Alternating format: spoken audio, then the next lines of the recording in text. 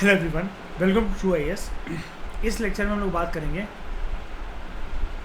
Mangroves के बारे में। यहाँ से हमारा मैनग्रूव का टॉपिक जो है वो स्टार्ट होता है। मैनग्रूव्स के बारे में आप काफ़ी कुछ वैसे तो देख चुके हो। आपको ये भी पता है कि वो एक इंटेंगल्ड, उलझी हुई रूट्स होती हैं। याद है वो क्लियर वाटर अर्पित, जहाँ से क्रोकोडाइल मैंने कई बार दिखा रखा है वो मैनग्रूव्स होते हैं। ठीक है,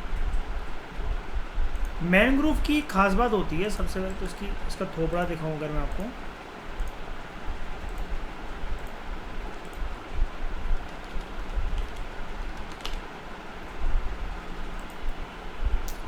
दीज आर मैनग्रोव्स।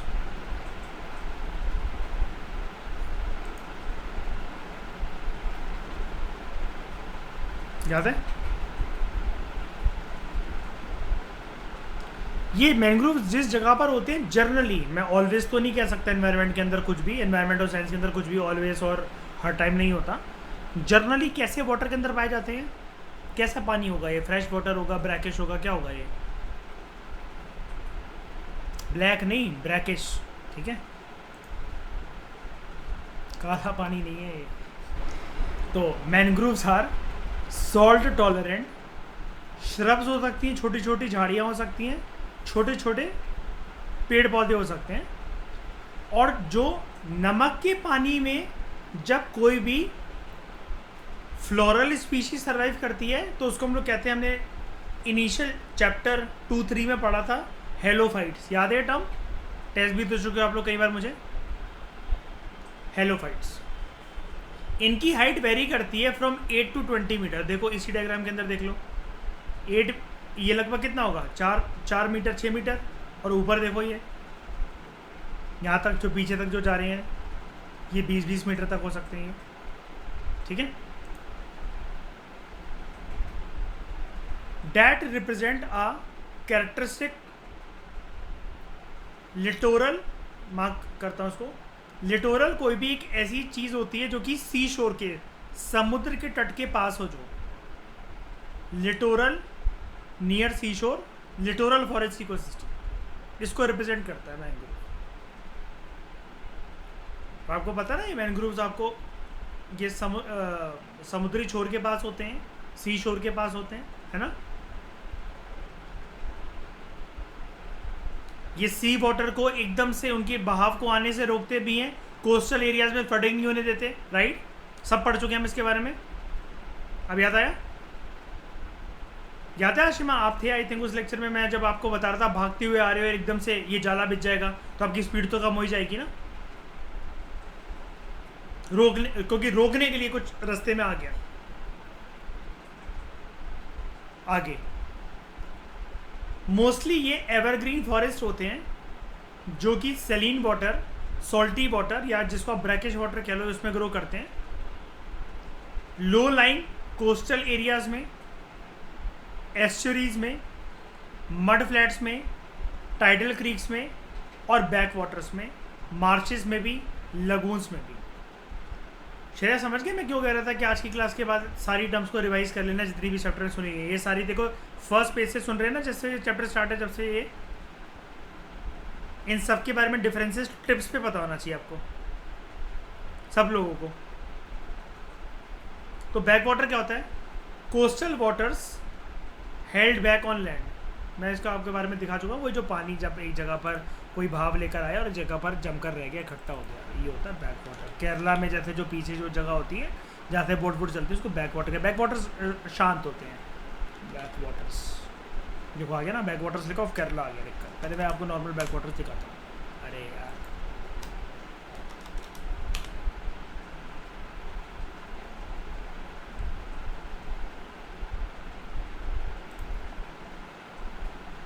शांत पानी। ऐसा अक्सर जैसे बारिश हो जाती है ना शिमा, पंजाब में खेतों में जब पानी भर जाता है, कुछ ऐसे ही नज़ारा बन जाता है ना, कुछ कुछ जो सबमर्ज हो जाते हैं हल्के से बारिश के दिनों में, लगातार जब हो रही होती है जुलाई अगस्त में। अर्पित, यूपी में ऐसा होता है, खेतों में, एमपी में होता है ना। यही होता है back water. In back waters में क्या चीज़ पनपती है, क्या चीज़ उगती है? क्या होता है पे जब खेतों में जब बारिश होती है तो क्या, कौन से जीव जंतु यहाँ पर उग जाते हैं अपने आप ही?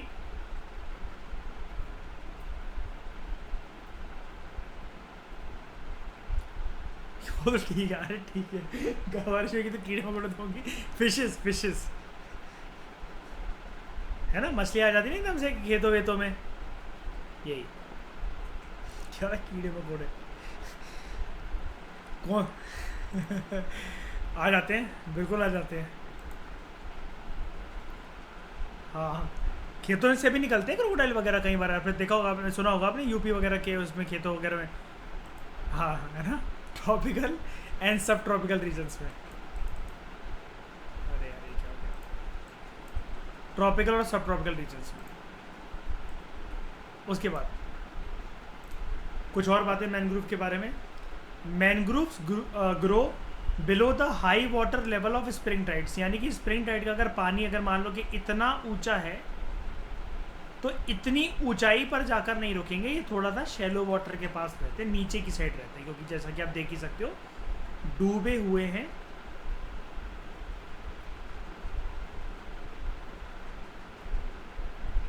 यहाँ पर लेकिन ऐसा भी नहीं है कि आप यहाँ पर कदम रखोगे तो आप बहते चले गए पानी के नीचे, क्योंकि ये शैलो वाटर में लाइक करते हैं। अगर शैलो वाटर में नहीं कर रहे होते तो ये पानी यहाँ तक भरा होता है, लेकिन नहीं भरा है। इसका मतलब ये हाई टाइड वाटर में नहीं होते हैं, शैलो वाटर जोन में होते हैं। बेस्ट लोकेशन जहाँ पर मैनग्रोव्स हमें देखने को मिलते हैं वो वहाँ पर होता है जहाँ पर अच्छी खासी सिल्ट सेडिमेंट्स की मात्रा जो है, मिट्टी वगैरह जो है वो अवेलेबल हो, जो कि नदियाँ अपने साथ लेकर आई हो, या फिर they are also located on the, हमने पढ़ा ना अभी इस चीज़ को, लिटोरल नियर द सी शोर, तो बैक शोर ऑफ एक्रेटिंग सैंडी बीचेस। ये एक्रेटिंग वर्ड का मतलब क्या होता है अभी मैं आपको बताता हूँ।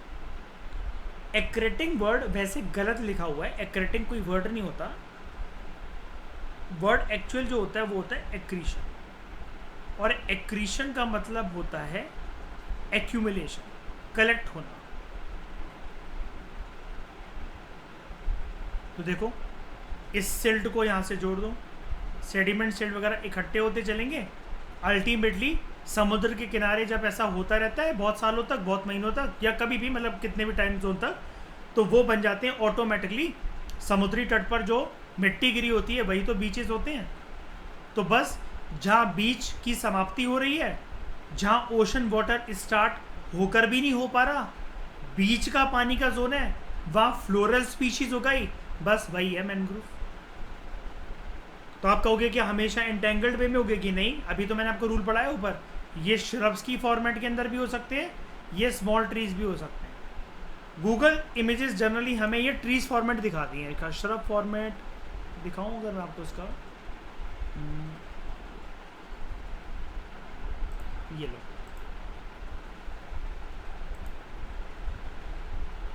एकदम से आपको मैंग्रोव नहीं दिखेगा, ये छोटी छोटी झाड़ियाँ पत्ती होती हैं पानी के कंटेक्स में छोटा। अब जैसे अगर आप यहाँ पैर रखोगे आपकी एड़ियाँ ही तो डूबेंगी, बस क्या आप डूबते चले जाओगे बिल्कुल गर्दन तक पानी आ जाएगा आपके, नहीं ना। ये भी बैक वाटर्स के अंदर कहीं ना कहीं है, जैसे भी ये मान लो किसी एक जगह का जो लैंड है, एरिया है, वो ख़त्म हो गया है, उसके बाद पानी पानी भरा हुआ है, वहाँ पर ये मैंग्रोव आ गए। इतने ज़्यादा डेवलप नहीं है, लेकिन फिर भी देखो रूट्स वगैरह एंटेंगल्ड नहीं है, जितनी कोशिश उनसे हो पा रही है वो कर पा रहे हैं अपनी हाइट के हिसाब से, अपनी औकात के हिसाब से।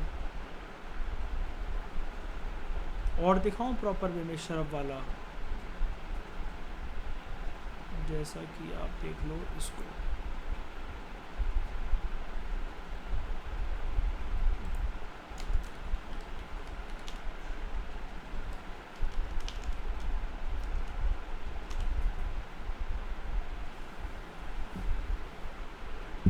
इसको देखो,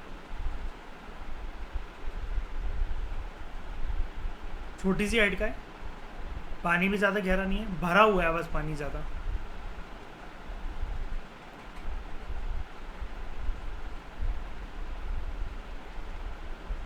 बस काफ़ी है। और एक ये नज़ारा भी देख सकते हो आप, ये देख लो,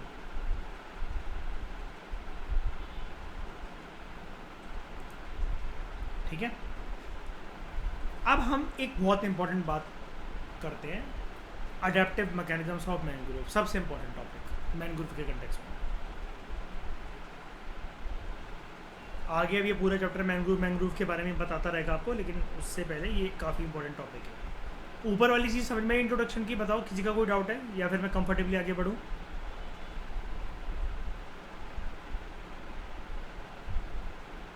ये एक्रीशन समझ में आ गया ना? एक्यूमुलेशन जब किसी चीज़ का होता रहता है, यहाँ पर मिट्टी की बात चल रही है, सैंड सिल्ट की बात चल रही है, एक लेयर के ऊपर दूसरी लेयर जब बनती चली जाए, और जब ऐसा होगा silt which is brought down by reverse, जब इनकी लेयर पे लेयर बनती चलेगी ऐसे करते करते, तो ये बन जाएंगे ना अपने आप ही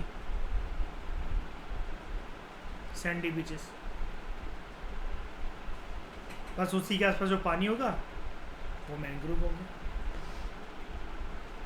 अब मैंग्रोव के अडेप्टिव मैकेनिज्म के बारे में हम लोग पढ़ने क्यों जा रहे हैं? सबसे पहले इंट्रोडक्शन की लाइन देखो उसकी।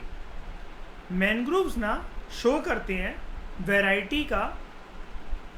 वैरायटी के एडेप्टेशन फंक्शंस को, फिर चाहे वो मॉर्फोलॉजिकल हो, अपने शेप को लेकर, अपने स्ट्रक्चर को लेकर, उसको कहते हैं मॉर्फोलॉजिकल, या वो फिजियोलॉजिकल हो, अपने फंक्शंस को लेकर।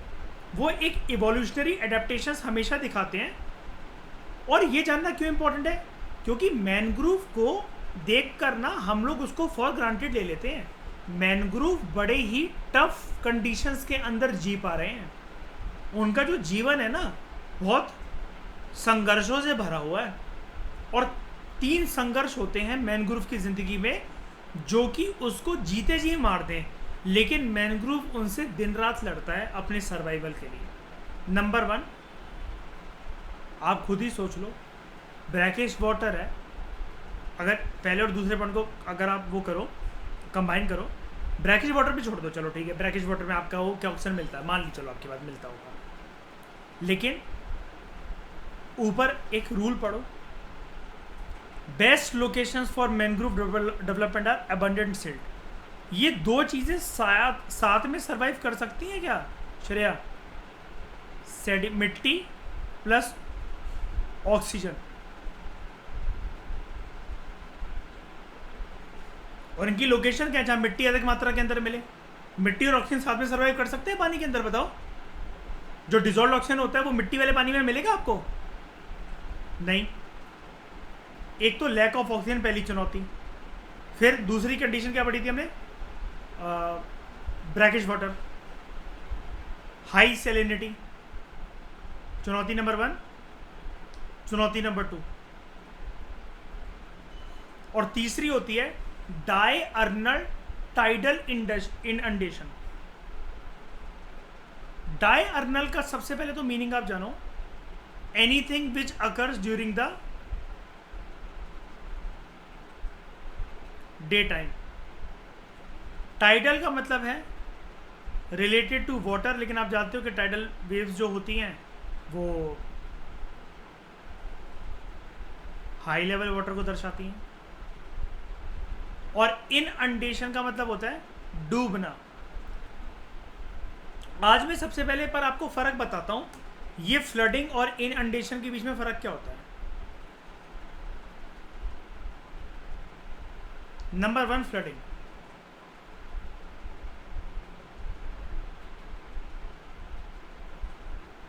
अगर हम फ्लडिंग के कंटेक्स्ट में जाने, फ्लडिंग का मीनिंग आज रियल मीनिंग, इसका सिंपल सा मीनिंग होता है ओवरफ्लो ऑफ वाटर।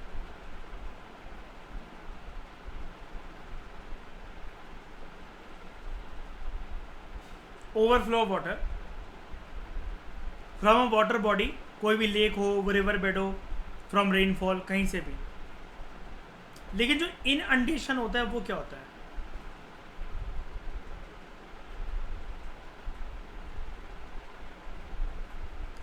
जब ओवरफ्लो ऑफ वाटर जो है वो तो है ही फैक्टर, पॉइंट नंबर 1 तो है ही इसके अंदर, प्लस इसके रिजल्ट कुछ इस प्रकार से निकले, जो फ्लडिंग हुई है, फ्लडिंग का रिजल्ट कुछ इस प्रकार से निकले। सेम डेफिनेशन फ्लडिंग की इनंडेशन में तब कन्वर्ट हो जाएगी जब किसी एक रीजन को पानी के बहाव में तो ये ले जाए, लेकिन उसको जब ये डुबा दे,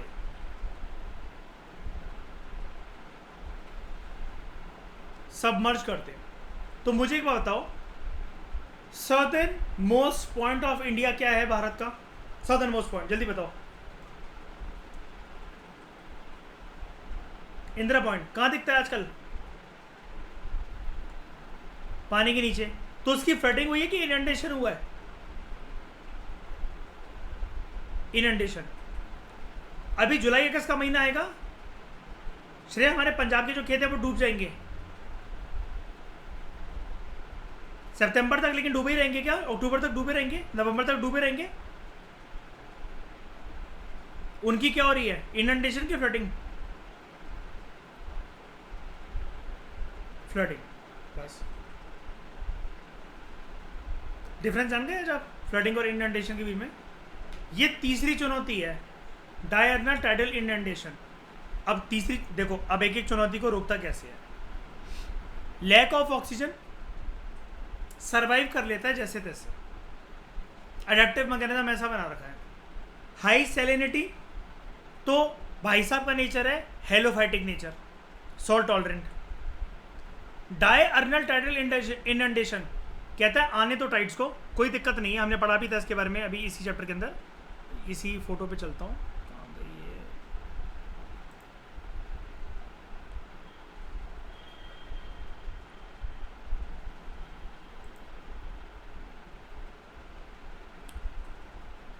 जस्ट अ मिनट। हाँ, कहता है कोई बात नहीं, आने दो पानी को। रूट जो है ना वो रोक लेंगे इस हाई लेवल ऑफ वाटर को। कैसे घुसेगा ये दोबारा कोस्टल हिस्से में, ये कहते हैं हम देखते हैं। तो they are like coastal areas के लिए क्या ही है? Bodyguards. तो उनको फर्क पड़ता है क्या? ज़्यादा नहीं पड़ता, लेकिन वही है कि जब पानी जो है वो बार बार टाइडल जो वाटर्स हैं आते जा रहे आते जा रहे आते जा रहे, तो फिर यार ये वैसे भी शैलो वाटर में लाई करते हैं, तब ये डूब सकता है। फिर ये डूब सकते हैं।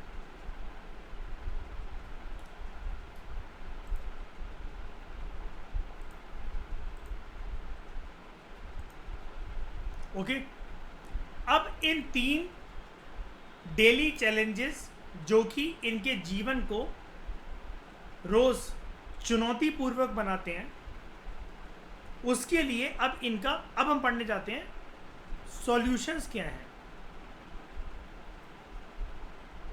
इनके पास कौन कौन से टूल्स, वेपन्स,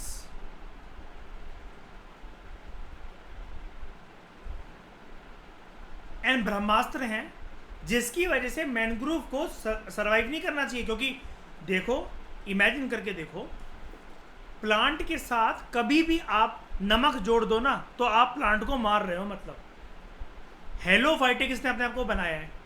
प्लांट के साथ आप कभी भी ये वर्ड अटैच कर दो कि lack of oxygen, dissolve oxygen पानी के अंदर, प्लांट को आप मार रहे हो। आप प्लांट को के साथ वर्ड अटैच कर रहे हो, हम पानी के अंदर डुबा कर इसको रख देंगे, आप अगेन प्लांट को मार रहे हो। लेकिन तीनों सुसाइडल कंडीशन को ओवरकम करने के लिए इसके पास शस्त्र और ब्रह्मास्त्र क्या है वो जानते हैं। नंबर 1, ये टर्म यूपीएससी ने 2018 में यूज करी थी, not in the context of mangroves, journal environment के क्वेश्चन के अंदर डेजर्ट प्लांट्स के बारे में उसने पूछा था। वो क्वेश्चन एक्चुअली 7th क्लास की ज्योग्राफी की एनसीईआरटी से निकला हुआ था। इसके पास सकुलेंट लीव्स होती हैं। इन सकुलेंट लीव्स के बारे में डिटेल में हम लोग पढ़ेंगे लखमीत सिंह मंजीत कौर की 9th क्लास की बायोलॉजी की बुक में। पूरा डेडिकेटेड एक चैप्टर पढ़ेंगे इसके बारे में हम लोग। लेकिन अभी आप इसको वैसे जानते हो कैसे। डेजर्ट जो प्लांट्स होते हैं वैसे उनके पास होती है सकुलेंट लीव्स। मैं पहले डेजर्ट प्लांट की बात कर रहा हूँ, ये मैंग्रोव को डेजर्ट प्लांट तो है नहीं, मैं जनरली बता रहा हूँ उनके पास होती है। लेकिन मैं आपको एक नेचर समझाना चाह रहा हूँ पेड़ पौधों का। कोई भी पेड़ पौधा सकुलेंट लीव, मोटी पत्तियां को डेवलप करता है, ऑब्वियस की बात है, in order to store water and दूसरा टू रिड्यूस इवेपोट्रांसपिरेशन। याद है श्रेया क्लाइमेटोलॉजी का वो वाला चैप्टर जो हमने एक दिन मॉर्निंग क्लास में करा था, evaporation plus transpiration is evapotranspiration. Soil के कंटेक्स्ट में पढ़ा था हमने इसको, है ना? वही चीज़ है, ताकि इसको वो कर सके। क्योंकि देखो ना, सूरज की किरणों से भी नहीं बच पाएगा, ये एवरग्रीन फॉरेस्ट होते हैं एक तरीके से, है ना, they are mostly evergreen forest. तो जहाँ एवरग्रीन फॉरेस्ट से हमारे सूरज की किरणें पेनिट्रेट नहीं कर रही हैं, बताना पड़ रही है इसमें कि नहीं पड़ रही है? अभी दिख रहा है सामने कि नहीं दिख रहा है कि सूरज की किरणें पड़ रही हैं यहाँ पर? देखो पानी के अंदर झलक के आसपास पीछे अच्छी खासी पड़ रही हैं। ये तो एवेपोरेट हो जाएगा पानी पूरा इनका, और पानी है ही कितना, खारा पानी है सारा का सारा ज़्यादातर। लेकिन उसके लिए इन्होंने सकुलेंट लीव्स, थिक लीव्स बना रखी हैं। उसके बाद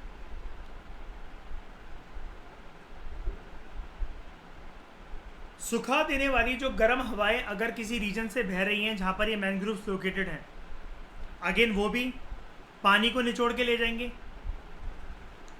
और पानी जो है हमेशा मैनग्रोव्स के पास, हर मैनग्रोव के पास सकुलेंट लीव, ऐसा ज़रूरी भी नहीं है। तो उसके जो गर्म हवाएं हैं, सूखी हवाएं हैं, वो तो मार देंगी उसके स्टोमेटा को।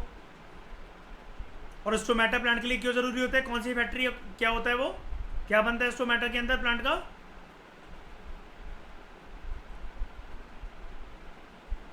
हाँ, ओपनिंग पोर्स होते हैं, लेकिन अल्टीमेटली रास्ता कहाँ तक जाता है, क्या बनता है इसकी मदद से? फूड, किचन हाउसेज होते हैं ना आगे चल कर। इसका स्टोमेटा संकन स्टोमेटा होता है। ये यूनिक चीज़ है जो कि आप पूरी बायोलॉजी को पढ़कर भी नहीं जान पाओगे हमारे कोर्स के अंदर, क्योंकि ये संकन स्टोमेटा का कंसेप्ट नहीं के बनाए गए।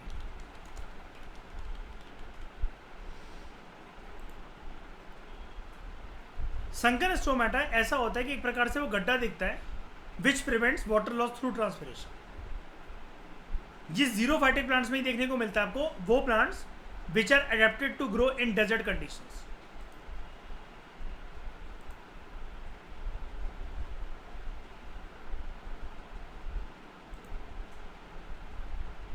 ये है संकन स्टोमेटा।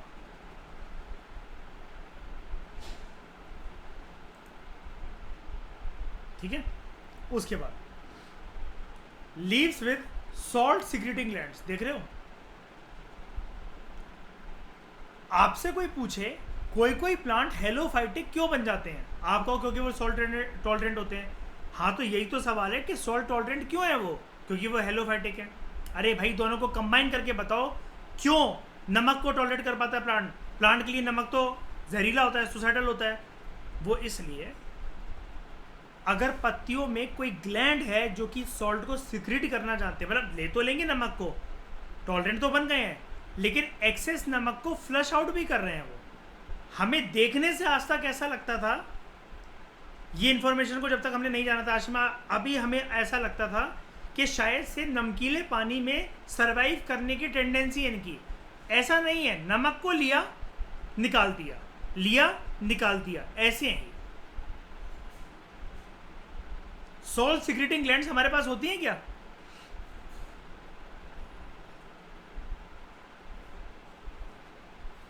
इंसानों के पास होती हैं? बोलो। होती हैं। पसीने की फॉर्मेट में जब पसीना सूखता है हमारा, वो सॉल्ट ही निकलता है शरीर से। कभी देखना पसीना सूख गया बहुत गर्मी में कहीं बाहर और सूख जाए वो बॉडी आपकी, पसीना माथे के ऊपर टच करके देखना, पाउडरी एलिमेंट होता है, वो सॉल्ट होता है।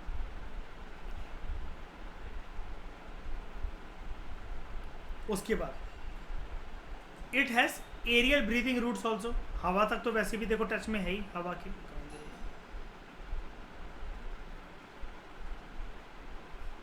हवा के टच में तो है ही, तो उसके पास एरियल ब्रीथिंग रूट्स होते हैं कॉल्ड निमेटोफोर्स। पी साइलेंट होता है, न्यूमेटोफोर्स। उसके बाद दे आर वाइविपेरी। ये बड़ी इंटरेस्टिंग चीज होती है।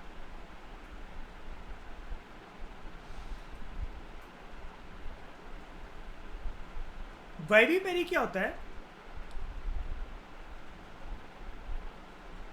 यहां पर ना, ये एक ऐसा बच्चा है, मतलब मान लो वाइविपेरी को, पहले मैं जनरली एक लेमन एग्जांपल से समझा रहा हूं आपको। एक ऐसा बच्चा कोई है जो कि पेरेंट्स से सेपरेट होने से पहले, सेपरेट इन द सेंस कि उसकी शादी वादी हो गई है, वो बीवी के साथ अलग मकान में और वहाँ जाकर रहेगा, अपना खुद का सेटअप बनाना चाहता है, या उसके घर में स्पेस कम है तो वह अब शादी के बाद एक नया घर लेना चाहता है, या पढ़ाई के लिए कमरा लेना चाहता है, खुद के दम पे मतलब कुछ ज़िंदगी में करना चाहता है। उससे पहले लेकिन उसने जो भी कमाई का साधन है, कुछ भी है, वो अपने माँ बाप के घर पे रह के ही ढूंढा है।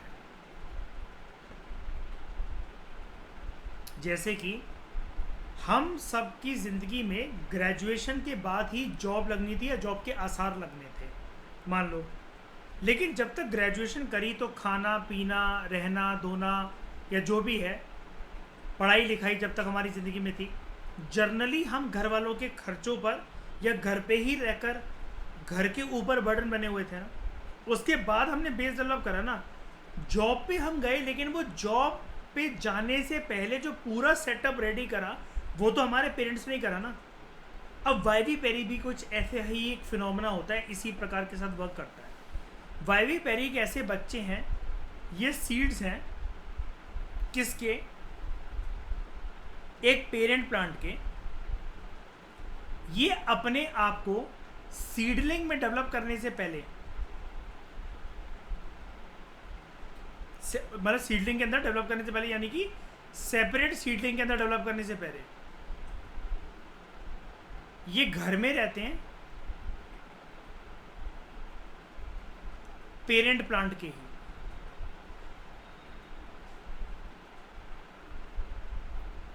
शादी करके मैं अपनी वाइफ को लाया घर पे, उसी रात तो मैं प्लान बना रहा हूँ कि मान लो कि हम एक अलग अपार्टमेंट लेंगे, अलग फ्लैट लेंगे, सब लेंगे। उसी रात को तो नहीं चला जाऊँगा ना लेकर कि वहीं से जहाँ से विदाई हो रही है चलो आज जाके रात को घर ढूंढते किराए का, या अपना खुद का बिल्डर से बात करते हैं, घर बनवाते हैं, कोठी बनवाते हैं, मकान बनवाते हैं। जब तक ये पूरा का पूरा मेरा सेटअप नहीं हो जाता उसको अलग रखने का, तब तक तो मैं पेरेंट्स के घर पे ही रखूँगा ना उसे, और अपने आप को भी। यही है वाइवी पेरी। और ये होता कैसे है, फोटो देखकर अभी आपको समझ में आएगा कि पेरेंट्स से क्या मांगते हैं।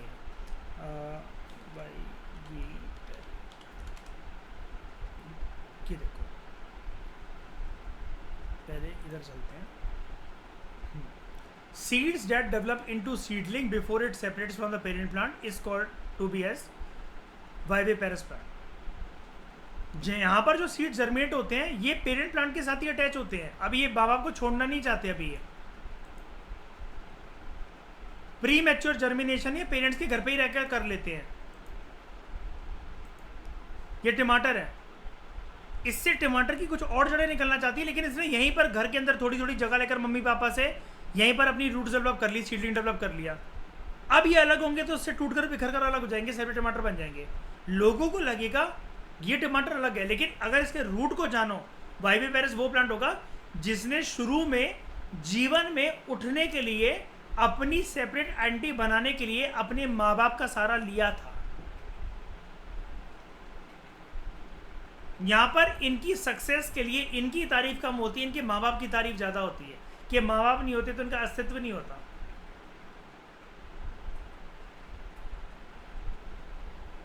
और क्यों करते हैं ऐसा वाइविपेरस प्लांट? खुद के पैरों पे खड़े होने की दम नहीं है क्योंकि इसके लिए इनके पास। और ये क्यों नहीं है, और ये जो दम की बात मैं कर रहा हूँ ऐसी कहानी की तरह बता रहा हूँ, ये क्यों, ये बायोलॉजी में जानेंगे हम 9th क्लास में, Lakhmeet Singh Manjeet Kaur, science and technology में। पहले बताओ मुझे वाइविपेरस अच्छे से समझ में आया आपको? बिल्कुल अच्छे से कंसेप्चुअल क्लैरिटी के साथ।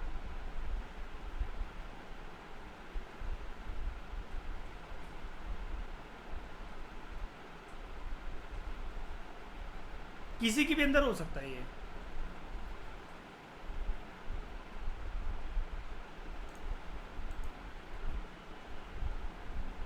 हम लोगों ने ऐसे कुछ देखे नहीं होते रियल लाइफ में चीज़ें, लेकिन मान लो ये जैसे टमाटर था, ये था, भुट्टे के अंदर हो जाता है कभी कभार। जो नीचे से भुट्टे वाला जब भुट्टे को रखता है पंखा करने के लिए, उससे पहले जब इस छिलके को अलग करता है, कभी कभार वहाँ पर ऐसे रूट्स निकल रहे होते हैं ऐसे करके। ये पेरेंट्स की छत्र छाया में रहकर सेपरेट कौन, ये देख रहे हो छोटे छोटे, ये कौन, ये कौन, ये कौन, ये कौन, कौन कौन कौन कौन कौन, ये अलग करना चाह रहे हैं, लेकिन डर लगता है एकदम से अपना वजूद बनाने के लिए। तो शुरू में मम्मी पापा के घर रहकर यहीं पर ये सेटअप अपना बना रहे हैं, और ये ग्रीन इसलिए हो पाए क्योंकि मम्मी पापा अलाउ कर रहे हैं। ये कहते हैं एक बार थोड़ा सा बेस डेवलप हो जाता हमारा, फिर अलग हो जाएंगे।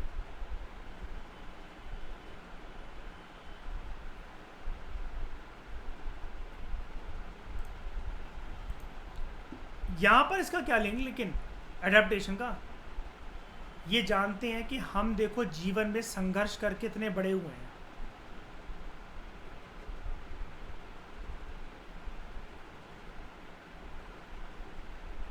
मैनग्रूव जानते हैं हम जीवन में संघर्ष करके हेलोफाइटिक बनकर, सॉल्ट टॉलरेंट स्पीशीज बनकर, लो ऑक्सीजन कंडीशन के अंदर और डायअर्नल टाइडल इनंडेशन का सामना करते हुए पानी ना हमें डुबा दे और नमक जो है हमें बर्बाद ना कर दे, जैसे तैसे कर कर हम लोग क्या कहते हैं उसको, ये एस्थमेटिक मरीज़ बनकर हम लोग रह रहे हैं कि ऑक्सीजन की कमी है। हमारे बच्चे वो दिन ना देखें, तो हम अपने बच्चों को पहले उनके जीवन का बेस डेवलप करने के लिए उनको पेरेंटल सपोर्ट देंगे। ये है वाइविपेरस नेचर ऑफ मैनग्रोव, कि बच्चों को एक अपना घर देते रहने के लिए कि हम तुम्हें डेवलप करेंगे, बड़े जब तुम हो जाओ तो तुम सेपरेट हो जाना, फिर अलग। पहले तुम हमारे साथ ही अटैच होकर पहले बड़े बनो, फिर अटैच होते रहना हमारे साथ, लेकिन मकान इसी लाइन में बनाना हमारी निगरानी के सामने, आसपास ही रहना हमारे, ताकि जीवन में कोई ऊंच नीच आए तो हम संभाल सकें उसे। ये मैनग्रोव का नेचर होता है, बड़ा पारिवारिक होता है ये। मतलब अभी ये टॉपिक यहाँ पर ही सिर्फ खत्म नहीं होता, बाद में भी बहुत सारी जगह पर आएगा ये। मतलब सिर्फ इस चैप्टर की बात नहीं है, लेकिन मुझे एक बात बताओ, जो मैंने आपको कहानी की तरह समझाया, पहले बताओ आपके कंसेप्चुअल क्लैरिटी है इससे? ये वाइविपेरस का मतलब क्या होता है? ठीक है, समझ गए ना? मतलब वो कहते हैं कि भाई हमने जीवन के अंदर बहुत यार कुछ कष्ट और दुख वगैरह तकलीफ देखे, हम नहीं चाहते कि हमारे बच्चे देखें, तो जितना हो सकता है हम उनको सपोर्ट करेंगे। बस यही है वाइविपेरस नेचर इनका, पारिवारिक, हम साथ साथ में, प्रेम रतन धन पायो की तरह।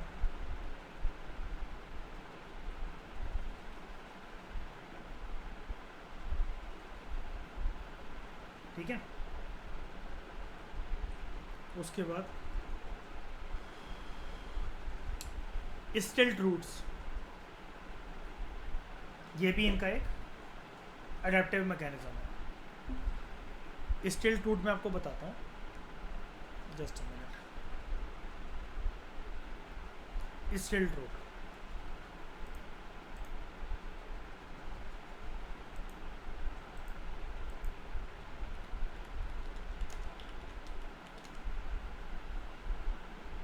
एक टर्म है आपके सामने, वैसे हमारे यहाँ पर भी दे रखी है, एडवेंटिशियस रूट्स। एडवेंटिशियस रूट्स, ये टर्म मत भूलना, यही कनेक्टेड है स्टिल्ट रूट्स के साथ। अभी आपने ये सारी बातें क्योंकि मैनग्रोव के कंटेक्स्ट में ही हो रही हैं, ये भी कुछ ना कुछ मैनग्रोव का पार्ट ही होगा। इनका नेचर आपने देखा कि काफ़ी ज़्यादा पारिवारिक नेचर है इनका, काफ़ी ज़्यादा पारिवारिक जीवन होता है इनका, प्रेम रतन धन पायो मूवी की तरह या हम साथ साथ है की तरह। सबसे पहले मैं स्टिल्ट रूट को ही नीचे से एक्सप्लेन कर देता हूँ। मैं ये चाह रहा था पहले हम लोग पढ़ लें, फिर अपने आप ही आ जाएगा, लेकिन कोई बात नहीं, बात हो रही है, यहीं पढ़ते हैं इसके बारे में। एडवेंटिशियस रूट जो है वो कोई भी जो ट्री ट्रंक होता है उसके मेन ट्रंक से इमर्ज होती हैं ग्राउंड लेवल के ऊपर, उनको बोला जाता है स्टिल्ट रूट्स। लेकिन बात सिर्फ यहां पर खत्म नहीं होती, ये रूट ना इधर उधर नहीं जाती हैं। अभी दिखाता हूं इसके बारे में, पूरा गूगल इमेजेस से सब दिखाता हूं, डोंट वरी। ये रूट्स इधर उधर नहीं जाती हैं जैसे नॉर्मल प्लांट की रूट जाती हैं, ये बिल्कुल सीधा जाकर जमीन पर स्ट्राइक करती है और अलग हुई है ये मेन ट्रंक से ही। ये जो मेन ट्री ट्रंक है, लकड़ी है जो ये प्लांट की, इसी के रूट से रूट निकली है, लेकिन सीधा बिल्कुल सुइयों की तरह जाती है, नोकीली बनकर।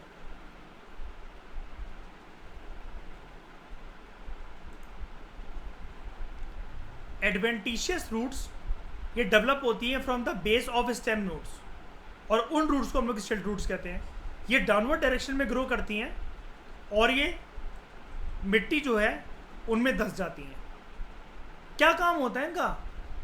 ये बेसिकली पैदा हुई होती हैं जो इनके कमज़ोर भाई बहन हैं उनको मैकेनिकल सपोर्ट देने के लिए, उनको मैकेनिकल सपोर्ट देने के लिए। और स्टेम अगर कभी भी जल्दी वर्टिकल ग्रोथ करना चाहती है उसमें भी मदद करते हैं। क्यों? सबसे पहले वर्टिकली ज़मीन के अंदर जाते हैं कि हम तुम्हें नीचे से बेस देंगे, सपोर्ट देंगे बेस पे, और तुम ग्रो करो। प्रिलिम्स के पर्सपेक्टिव से एडवेंटिशियस या आपकी स्टिल्ट रूट्स किस में होती हैं? शुगर केन और मेज में होती है।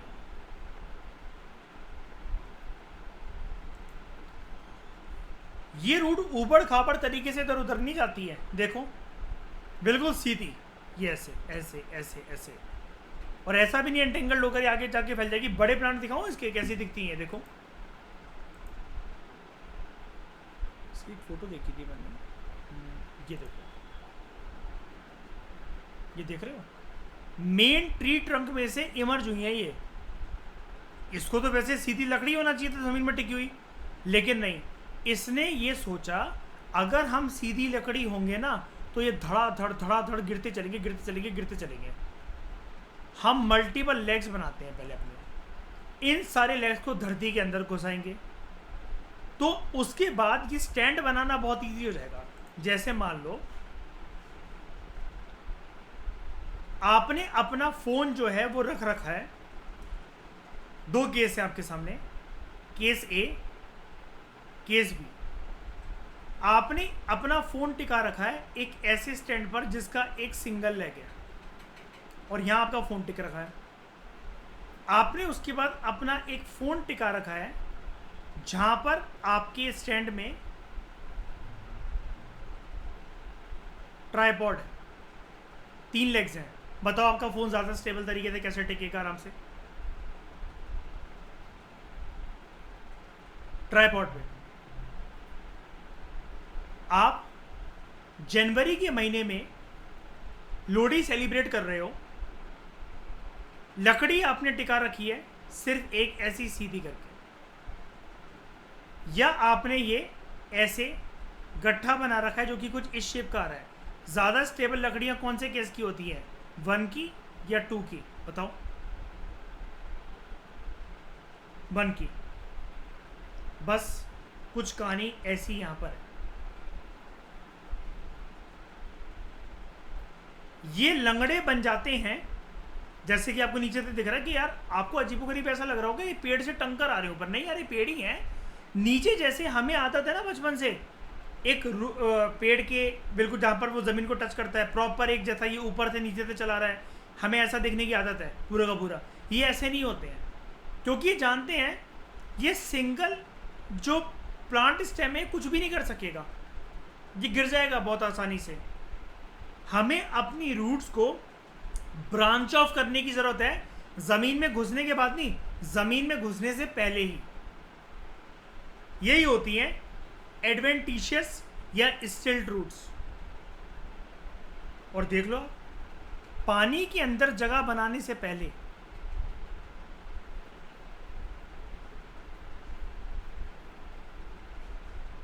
पानी के अंदर जगह बनाने से पहले ये ऊपर से ट्री ट्रंक जो है वो चला रहा था, लेकिन नीचे रूट देखो ऊबड़ खाबड़ होकर यहाँ फैलना वहाँ फैलना, यहाँ फैलना वहाँ फैलना, यहाँ फैलना वहाँ फैलना।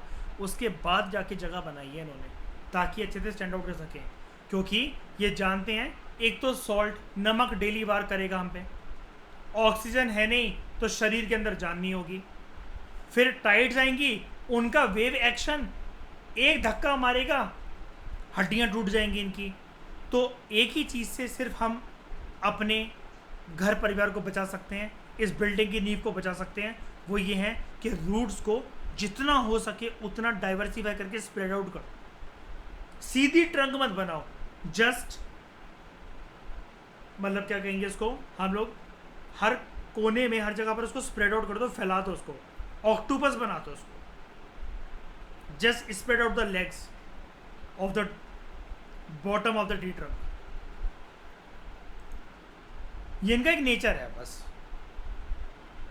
तो जो मैंग्रोव्स जो नीचे से दिखते हैं, या फिर जैसे आप ये मैंने आपको स्टिल्ट रूट्स दिखाए, वो बस एक टिकाने का तरीका है।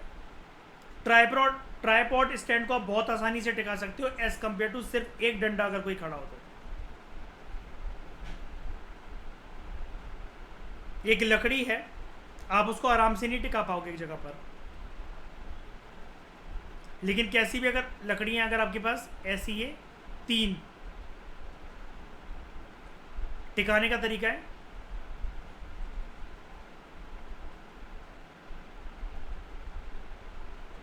1 2 3, ऐसे करके स्टैंड आउट कर दो तो खड़ी हो जाएंगी।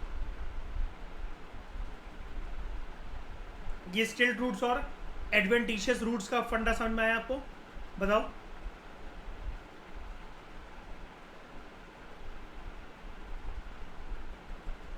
बोलो। एक दो फोटो और दिखाता हूँ जरा इसके, रुकना। ये तो बड़े पेड़ में आपने देखा ना, छोटा पेड़ को भी दिखाता हूँ आपको जरा। जैसे हमसे कह रहा था कि गन्ने में होता है, एक बारी ना गन्ने की तरफ चलते हैं जरा, जिससे आपको और समझ अच्छे से समझ आएगा, क्योंकि गन्ना वन्ना तो आपने देख ही रखा है। गन्ने को कभी अब नोटिस करना आप अपने जीवन में। गन्ना जब भी उखाड़ो या किसी को उखाड़ते हुए देखो, नोटिस करना उसके बिल्कुल बेस पे जाकर, it will have such kind of roots. और जब तक मैंने इसको पढ़ा नहीं था ना, तब तक मुझे भी नहीं पता था। कुछ महीनों पहले जब मैंने इस कंसेप्ट को पढ़ा, तब मुझे समझ में आया। मैं कहा अच्छा, गन्ने की जो जड़ होती है, अच्छा अब आपको ना बिल्कुल टिप पर ऐसी नहीं दिखेगी कि ऊपर से गन्ना आपको ऐसा दिख रहा है, हल्का सा वो मिट्टी के बीच में और थोड़ा सा मिट्टी से ऊपर बस आपको दिखेगा, लेकिन उसकी रूट्स ऐसी होती हैं। और एक और बात है, एक रिसर्च मेरी ये भी कहती है, मतलब जो मैंने कर रखी है, मेरी रिसर्च के मतलब जो मैंने इन्फॉर्मेशन पता लगा रखी है, दुनिया भर में अगर दुनिया भर के जितने भी गन्ने जहाँ पर भी शुगर केन प्रोड्यूस होते हैं अलग अलग कंट्रीज़ के अंदर, हर जगह आपको मिट्टी के ऊपर ही ये वाली रूट्स दिख जाए ऐसा ज़रूरी नहीं है। हल्का सा वो मिट्टी के नीचे होती है, लेकिन उखड़ आएंगी बहुत आसानी से, इसलिए गन्ने को उखाड़ना बहुत आसान होता है एज कम्पेयर टू आप बरगद के पेड़ को या नीम के पेड़ को या आम के पेड़ को अगर आप उखाड़ने की कोशिश करो। अर्पित, गन्ना आराम से उखड़ जाता है कि नहीं उखड़ जाता है मिट्टी से, बताओ। सिमिलरली मेज़ तो और भी आसान है, लो मेज़ को देख लो।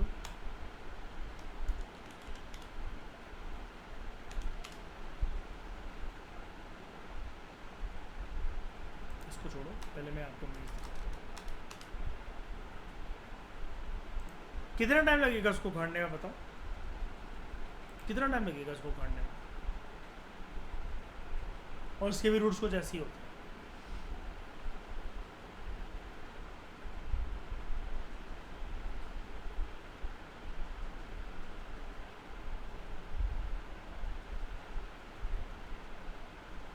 इसलिए तो ये जो आपके सामने जो वो नहीं होता भुट्टा, इसके बैक एंड में जो ये जहाँ पर ये ऐसे सिल्के जो लगे रहते हैं, ये एक्चुअली ये स्टिल्ट रूट्स का पार्ट होता है, जिसको उखाड़ के ऐसे जिससे कॉर्न निकाल लिया जाता है। हमारे सामने तो सिर्फ ऐसे ही भुट्टा मिलता है ना हमारे शहरों में, तो ये जहाँ पर साउथ इंडिया वगैरह में जहाँ पर इसकी प्रॉपर खेती होती है या कहीं पर भी होती है, कैसी भी कंडीशन में अगर फार्मर चाहे तो उसको उगा सकता है। वैसे तो नॉर्थ इंडिया में, साउथर्न इंडिया में, थोड़ा सा सेंट्रल इंडिया में, तो वहाँ पर जाकर आपको देखने को मिलेगा कि रूट्स में इसके ये स्टिल्ट रूट्स हैं। इस पे लॉकडाउन के टाइम पर जब कोविड-19 चल रहा था, तो इनके खेतों पर आपको पता होगा टिड्डियों का अटैक हुआ था। सुना होगा आप में से किसी ने या देखा होगा। खैर पे रातों रात कुछ कीड़े मकोड़े थे जो कि खेत पर बैठते तो पूरा खेत सफा चट कर देते थे, है ना। उसके बाद लास्ट इनका अडैप्टिव मैकेनिज्म है, दे हैव बटरेसेस। ये क्या होते हैं? Large wide support roots on all sides of a shallowly rooted mangrove tree.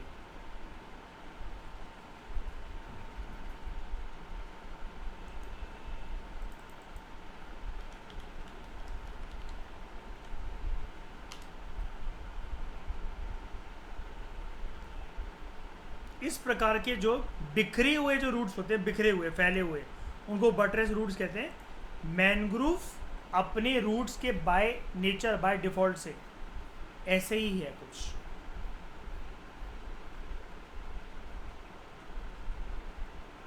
इसके रूट्स भी फैले हुए हैं, दे हैव बटरेस रूट्स, और मोटे भी होते हैं। बटरेस रूट्स में एक खास बात और होनी चाहिए, they should be thick also, and these are thick. कोई ऐसे है क्या कि आपने लैब स्पेस को रखा और मोड़ने की कोशिश करी तो लकड़ी टूट के आपके हाथ में आ जाएगी? ऐसी लकड़ी लग रही है ये? बिल्कुल नहीं। कुछ और पॉइंट्स यहाँ पर? कुछ जो स्पीशीज होते हैं जैसे राइजोफोरा, मैंग्रोव के कुछ जो स्पीशीज है लाइक राइजोफोरा, ये पानी के अंदर अपनी प्रॉप रूट्स को बेचते हैं। और ज़्यादातर मैंग्रोव की फ़ोटो तो यही दिखाती है हमें कि पानी के अंदर ही जा रही हैं सारी की सारी रूट्स, और जो पानी के अंदर जा रही है सेम रूट, बस इसका नाम चेंज होकर हो जाएगा प्रॉप रूट्स।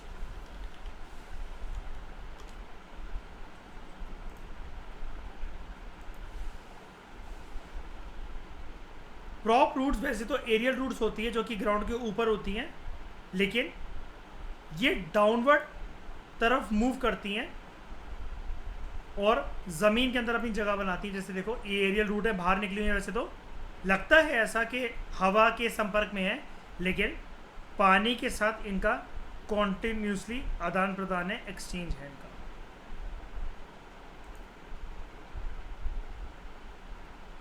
ये देखो एरियल रूट लेकिन पानी के साथ कांटेक्ट में है, यही होती है प्रॉप रूट्स। जबकि दूसरे मैनग्रोव्स में लाइक एविसियाना में दे सेंड वर्टिकल न्यूमेटोफोर्स और air roots up from the mud, ये ऊपर की तरफ भेजते हैं।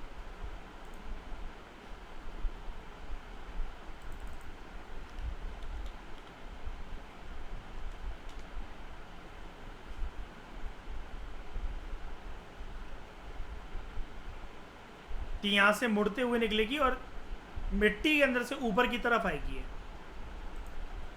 ये होते हैं न्यूमेटोफोर्स, देख रहे हो? तो इनमें से अब आप कहोगे मैनग्रोव में कैसे वर्क करता है, एक नाम देखो पहले आप इसका, एविसिनिया।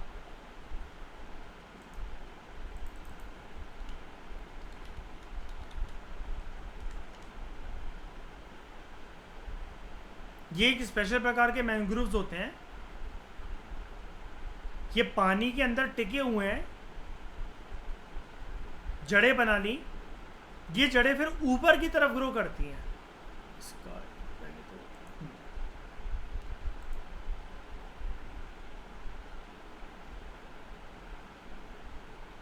देखा कभी कुछ आपने ऐसा?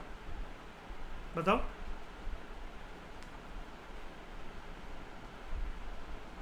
देखा है कि कुछ ऊपर की तरफ ग्रो कर रहा हो, हवा की तरफ,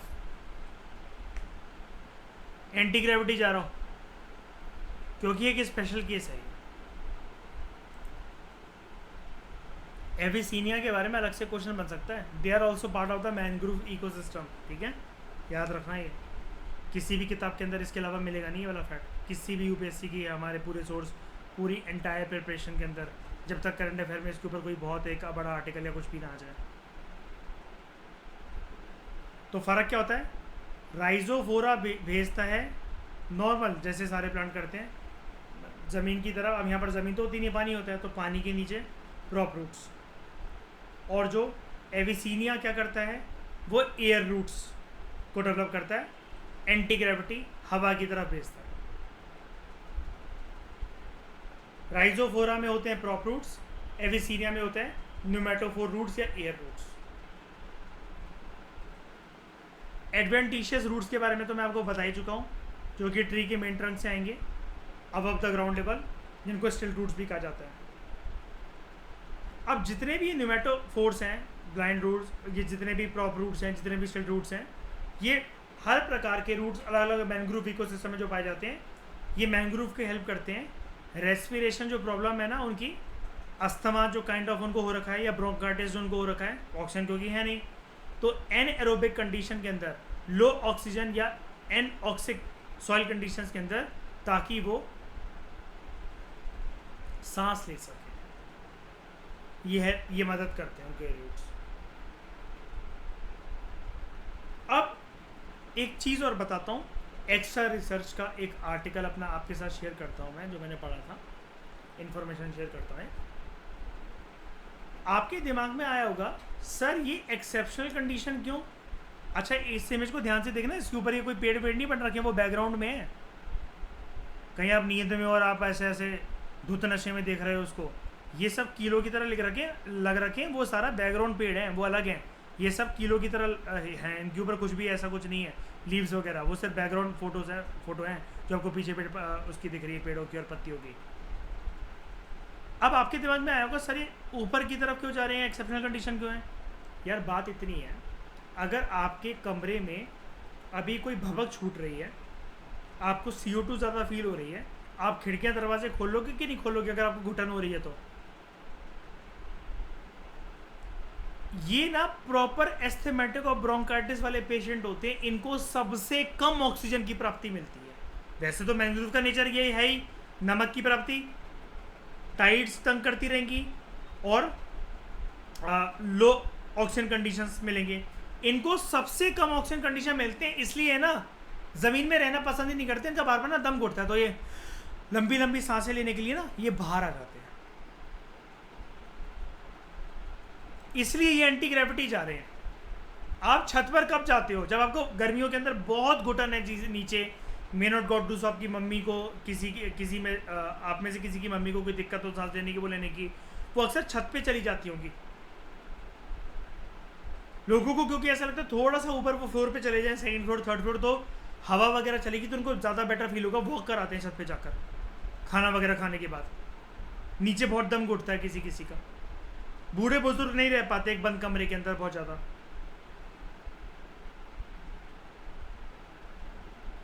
विलेज एरियाज में अगर आपकी किसी की दादी दादा नानी नाना रह रहे हो, वो आपके शहरों के घरों में आएंगे ना, वो नहीं रह पाएंगे उतने ज़्यादा, क्योंकि उनको खुले आसमान के नीचे सोने की आदत, चारपाई के नीचे सोने की आदत है, वो उनका साइकोलॉजिकली दम घुटता है आपके कमरों में। तो जो ऊपर जाना चाह रहे हैं छत पर या खुली हवा में सांस लेने, या घर अपने वापस जाना चाह रहे हैं, ऐसे ही कुछ ये वाला प्लांट ये बिहेव करते हैं, एविसीनिया। सबसे कम ऑक्सीजन की प्राप्ति क्योंकि इनको हो रही है, सबसे कम। तो यही है कि जो pneumatophores, prop roots, stilt roots जो है, ये रेस्पिरेशन में मदद करते हैं, ठीक है।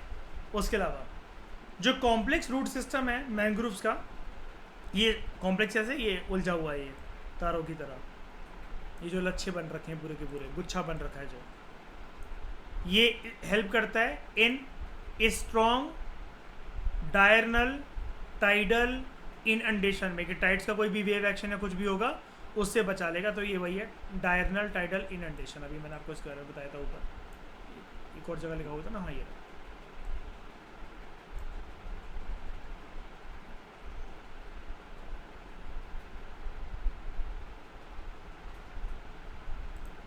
मैंग्रोव जो हैं, अपने बच्चों को उन्होंने कितना प्यार करा है, कैसे उनको पाला पोसा है, कैसे घर में रहने की जगह दी है। अलग अलग मैंग्रोव का अपने बच्चों और अपनी परवरिश पे घमंड करने का अलग अलग तरीका होता है। क्यों बोल रहा हूँ मैं ऐसी वाली बात? क्योंकि यहाँ पर वर्ड है मेरे सामने अगेन, वो viviparous nature. They exhibit a viviparous mode of production. Seeds जो हैं वो ट्री के अंदर ही जर्मिनेट कर जाते हैं before falling to the ground and becoming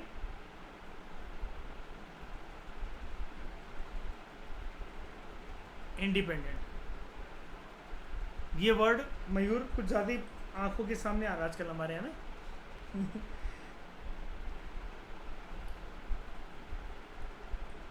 course में भी हमें दिख रहा है कि मैंग्रोव के भी बड़े सारे बच्चों को इंडिपेंडेंट बनने की भूख है।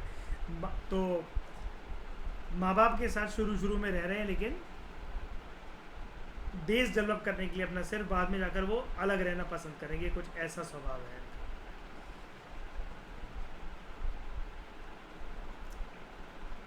ओके, आगे लास्ट है।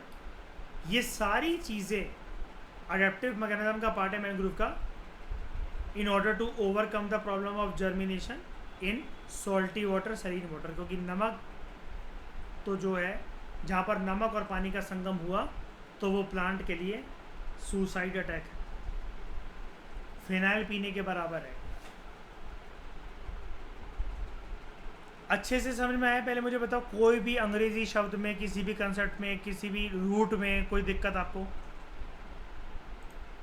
बोलो, फिर से कुछ समझना है? एक एक शब्द को तोड़ तोड़ के समझाया मैंने, बताओ जल्दी बताओ। So thank you very much for discussion.